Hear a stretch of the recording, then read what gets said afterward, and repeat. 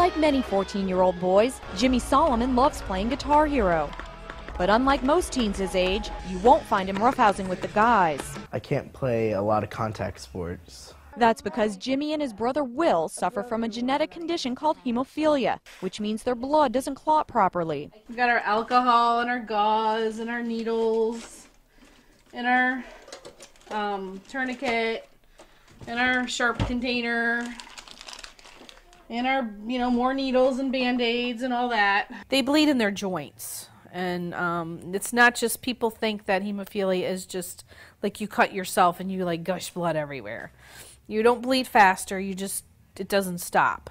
And then you bleed inside your joints. Those bleeds can be painful and scary. Every time he'd fall and bump his head, we had to go in for CT scans on his head. And, many times we'd sit in the ER all night long and have to do, they'd have to stick him 10 times sometimes to get his medicine in him. Things have gotten easier as the boys have gotten older. We always have this little bag ready to go. Dawn now administers clotting factor to her sons at home. It's two vials, and then here's a little transfer device. So this goes on there, you open this up, flip it, and put it on there, and then the water goes into there. My older son had a pretty bad frenulum bleed, and that was the first time I actually could see how quickly it worked.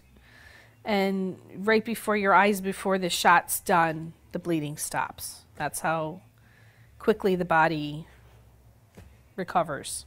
About 1 in every 5,000 boys is born with hemophilia. The genetic condition is less likely to affect girls, but both Dawn and her daughter Ellie are carriers of the gene. Though they do show symptoms such as bruising more easily, their symptoms aren't anywhere near as severe as they are for the boys.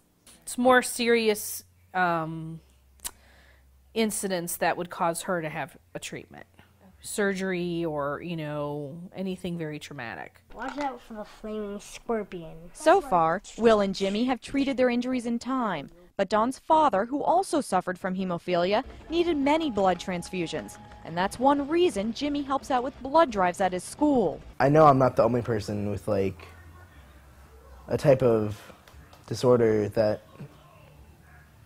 you need blood for, and if I knew it could save someone's life, I would do it, but the hemophilia.